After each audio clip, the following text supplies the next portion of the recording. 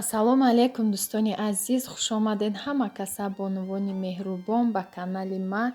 Имрӯз барои шумо фасонои новинкае ки дар ҳами 2022 кардестем, дар ҳами атилие ки модари ман медӯзад. Дӯстони азиз, ин хоҳиши чанд подписчикои мо буд ки ҳамихел фасонои куртаҳоро боша бо партоен. имрӯз ман хостам ки ҳам фасонои курта, ҳам пухтупаз дар як видео шава, барое ки хоҳиши подписчикора ман дар замин намемонам ҳеҷ вақт. То охири навора ҳамроҳи мо бошед, дӯстони азиз. Ин ҳами баҳорда атласҳои духтагиё, фасоное ки ҳами нав духтан, ҳамиёро барои шумо ҳамаша ман пешкаш мекунам. Тамошо кунед, лайка фаромӯш накунед ки ҳама меҳнатҳо, ҳамаи ҳами заҳматҳое ки дар ҳами меҳнатҳои дӯзандагӣ барои шумо навор кардагием. Беҳад меҳнатталаба ин кор, дӯстони азиз. Дӯзандагӣ хела касби қиинайда, беҳад мушкила инами украшени куниш. Баъзе подписчикои нав ҳоли намедонанд, пешвақт ман хеле украшение мекардам куртаҳоро. Ҳозирашда бисёр савол мешавад дар куҷоед. Мо дар Қазоқистон зиндагӣ мекунем. Ино ҳама фасонои нав, украшенияи нав, атилие ки модари ман медӯзад, ҳамонҷа роӣ кард, ман навор кард ки ман дар каналам бипартовам. Насиб боша худам мерам ягон моҳ пас ба барои шумо фасонои нав ва нишон медиҳам. Бо ай пеш ҳамаша худам навор мекунам. Бо мо бошед, дӯстони азиз. Силкаи канали телеграмам закрепид мекунам, дӯстони азиз, дар комментария, барое ки бисёр овозаҳо ҳастанд ки ютуба дар Россия мекушанд. Подписчикои ман 70% дар Россия, мара гум накунед. Телеграм каналма ман закрепид мекунам, дар омада подписатсия кунед. Яке ютуб маҳкам шавад, дӯстони азиз, аз телеграм ҳамаи видеои мара шумо ёфта метонед, тамошо мекунед. Куҷоеда ки ҳами сайтҳои нав боша, ман лайв мезанед, ман мебурам ҳамонҷода. Дӯстони азиз, бо мо бошед то охири навора. Раҳмат барои дастгирӣ.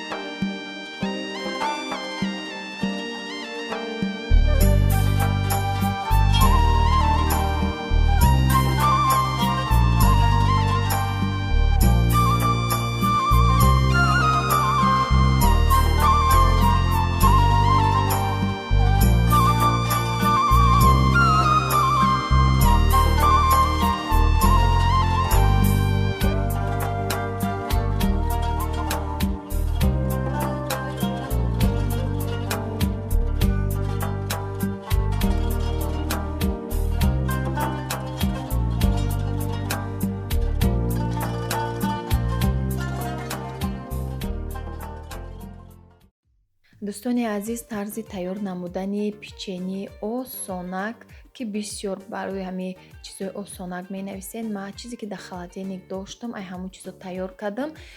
Амхе 4 қошиқ равғани растительный масло алейна, 2 дона тухм, 200 грамм маргарин любой хел мешава барои теста. Иҷода 6 қошиқ пур ба пур шакар, 120 грамм, 300 грамм сметана гирифтам, 400 грамм орд. Барои крошкаш ҳамқа орд ҳозираш да басай, баъде ки шуридан да орд дар кор шуд, бо меандозем. Орда ҳамроҳи бе разрыхлитель, бе сода ҳай дӯстони азиз и теста. Барои ки песочниай хеле дамам накна мешава печени резонак да. Крошка кардем маргарину орда, ҷада шакару тухма аралаш мекунем ки ҳамроҳ мекунем, осон шава даруни хеле обам нашава, мешава. Баъд вақте ки тестара мешурем, умуман хеле шакари майда ҳай, таги даста намебӯяд шакар. Дар градуси 250 мепазем. 250 дам печёни да ҳеҷ гап надора, баланди бад набошад, ай 300-350 градусу ҳастай. На духовкаи ма максимумуш ай 300 боло ҳай. Ма 250 да мепазем, 200 да мепазем ҳами печёни резонака.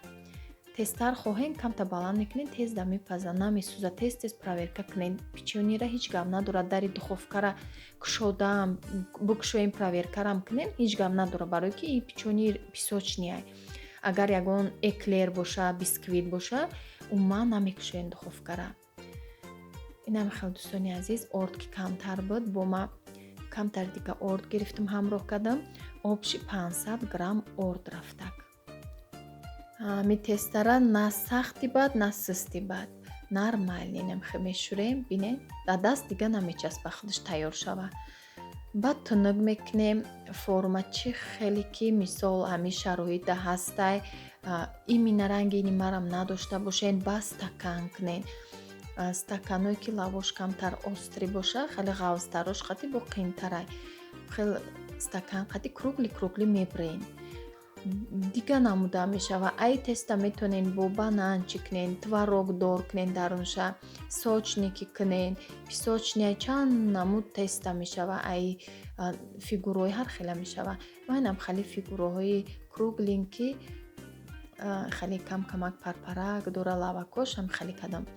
Чи хеле ки шумо да шароитонда боша, ай ҳамон хел истифода барем.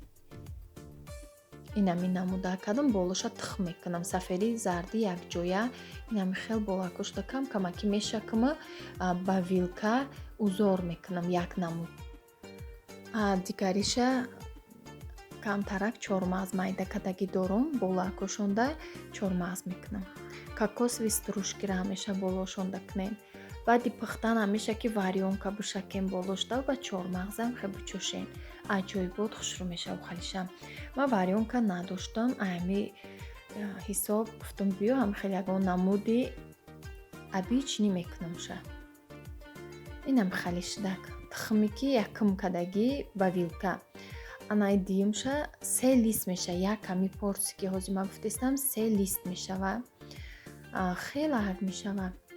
Барои ки сметана ки ма дар холодильник 1 кило гирифта будам, камтар як хел маззаҳа кард. Хай ҳарчи пухтестам истифода бурдестам.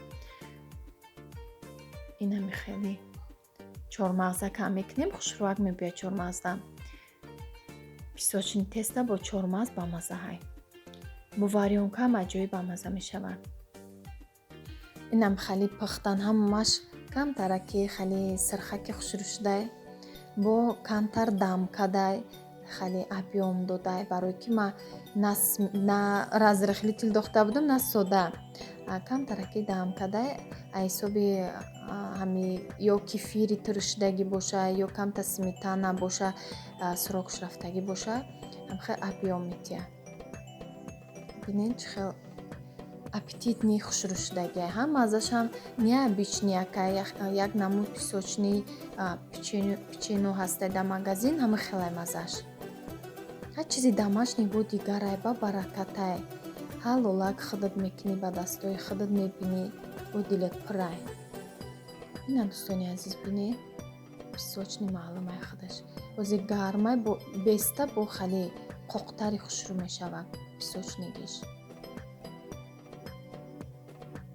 ман рецептша писанда менависам, ҳама чизша точни ба точни, баъд шумо гирен тайёр кунен.